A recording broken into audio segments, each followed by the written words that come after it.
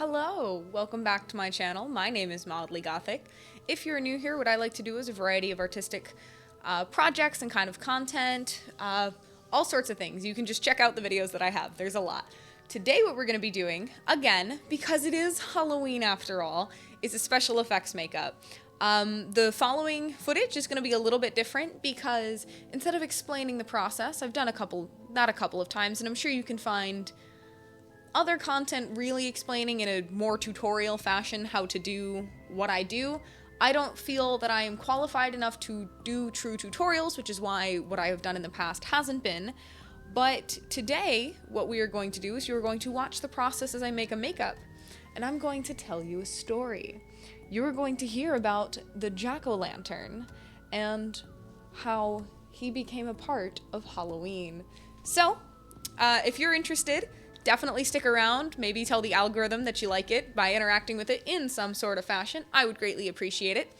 And if you like this different style of special effects makeup, definitely let me know so that I know that I can keep down this path of a more narrative kind of thing instead of kind of a demonstration sort of a thing. I'm really excited about this one, and I hope you guys enjoy it. So with that, I'll stop rambling so we can get to the makeup.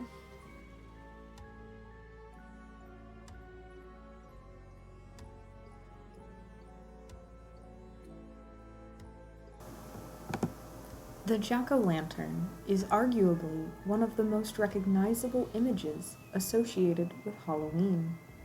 The bright, lit faces have such contrast against the dark night. In the modern day, people carve more than just faces into pumpkins. It's become an art form of its own, a challenge to many to see what kind of creation can be made. But jack-o'-lanterns started much more simple.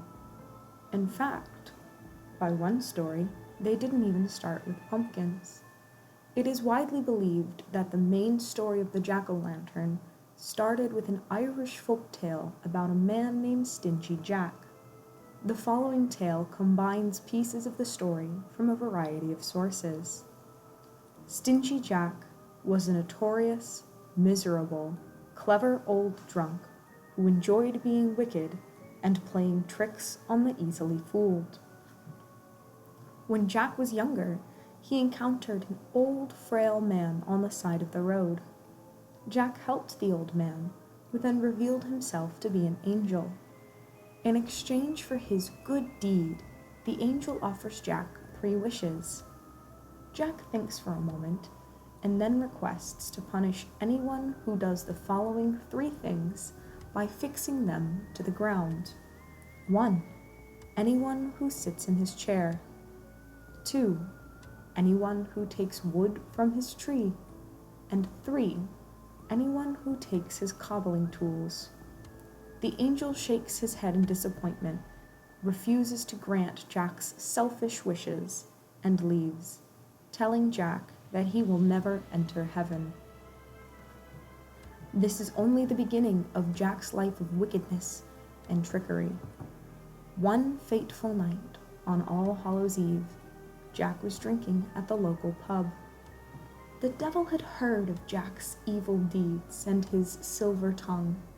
The devil was unconvinced that someone so vile truly existed, so he wanted to see for himself if Jack held up to his reputation. So into the bar walks the devil, and confronts Jack to take his soul. After all, someone so wicked truly belonged in hell. Jack had a thought, to make one last request, so he offered the devil a deal. He offered his soul in exchange for one last drink. The devil agreed. What could go wrong?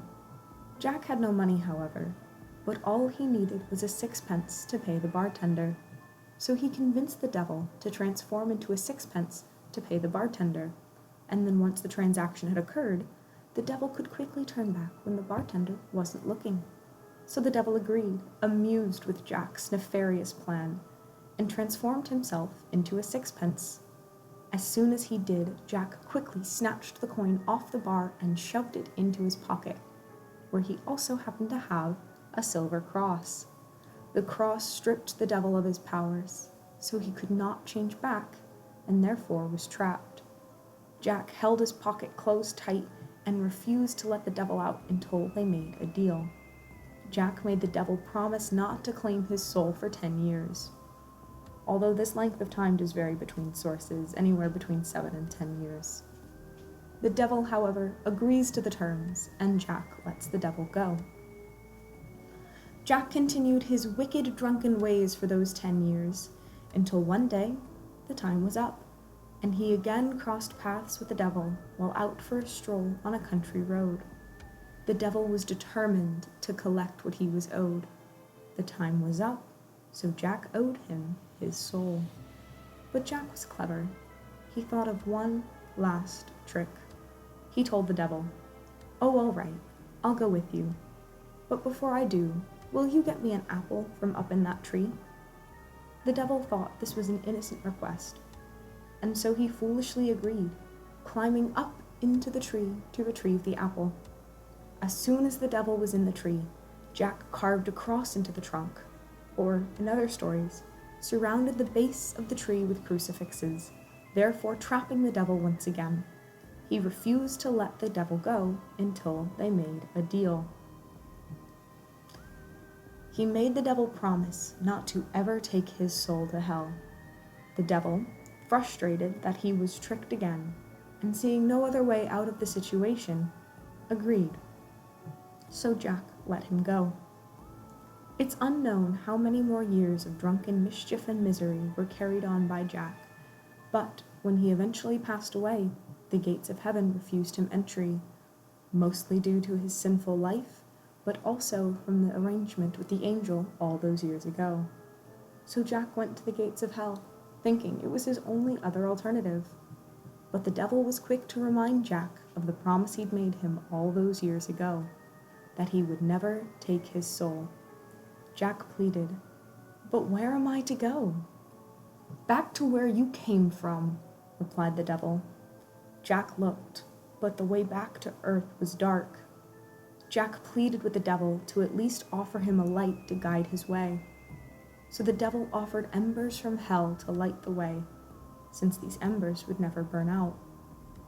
Jack carved out a turnip and placed the embers inside. It's said he always carried turnips because they were his favorite thing to eat, and therefore always stole one when he could. He used this makeshift lantern to guide his way as he was left to eternally wander the earth with no place to rest. This is how he became known as Jack of Lanterns, or more familiar, a jack-o'-lantern. The transition of turnips to pumpkins was made when the Irish first came to the United States, as it was an easier thing for them to carve, meaning the change of vegetables has no real deeper meaning to the lore of Halloween. It just fit better with the American harvest customs and made it easier for people to partake in this tradition and enjoy the holiday. The tale of what this means for the present has a few interpretations. Some stories say people carve jack-o'-lanterns to scare away his spirit, and to tell Jack that this home is not a place where he will find rest. Others say that on one fateful night, on All Hallows' Eve, that his spirit can find rest for the night. He takes up residence in one jack-o'-lantern somewhere in the world, so keep an eye out. Perhaps that pumpkin isn't as innocent as it seems. There is another origin for the term jack-o'-lantern, and it refers to something called will-o'-the-wisp. The physical manifestation that is the origin of these fairy tales is a natural phenomenon that occurs in marshes, swamps, and bogs. Travelers will see a ghostly light that seems to dance across the surface and was known to lead people astray. The will-o'-the-wisp is a general term that refers to a family of fairy beings that are characterized by their fiery appearance and their tendency to lead nighttime wayfarers astray. Modern science attributes the unnatural light to bioluminescence, or chemical luminescence. However, before modern science could offer an explanation, a variety of versions of these fey creatures arose all over Europe. The name jack-o'-lantern was given to more than one of these variations. One tale has already been told, the Irish one, but both Denmark and Wales, along with others, had their own tales of the jack-o'-lantern. One of the Welsh stories is very similar to the Irish one. A clever, wicked man outsmarted a stupid devil. In the Welsh tale, the man is named Simon Dafydd, who lived in the hills of Arfon and used to converse with the children of the bottomless pit. It's assumed that this is hell and devils. One morning, Sion was on his way to get some corn, where he came across the devil from the pit, who had a bag with 2 small devils inside. A quarrel broke out, and Sion swung at the bag, knocking it out of the devil's hands and sending the 2 little devils scurrying away.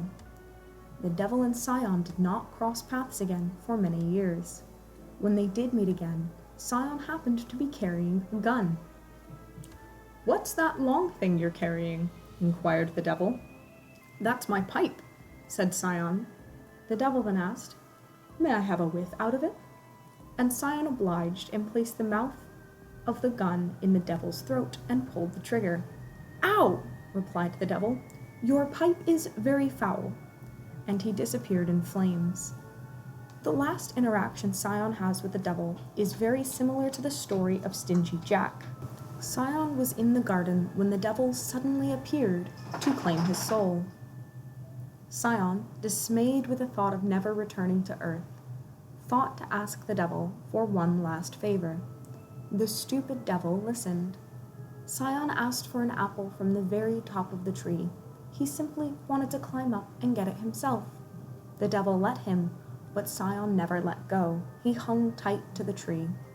Eventually, the devil just left him there.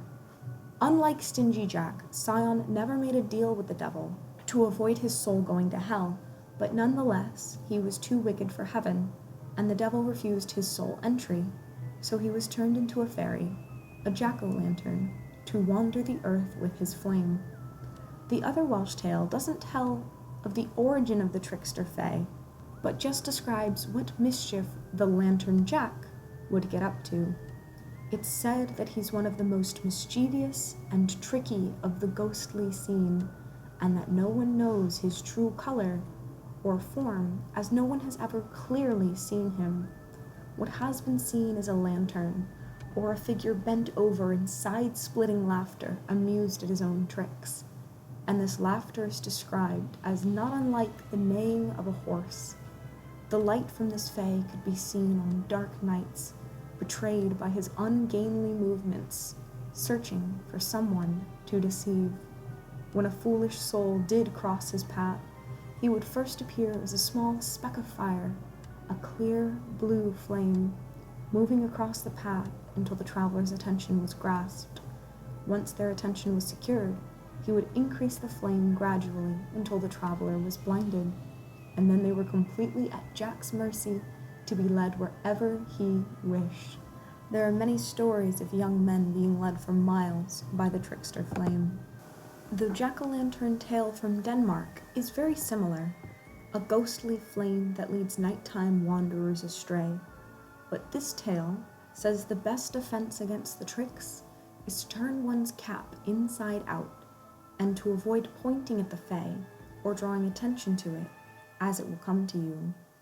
There are many more tales related to the will-o'-the-wisp, and all have different names.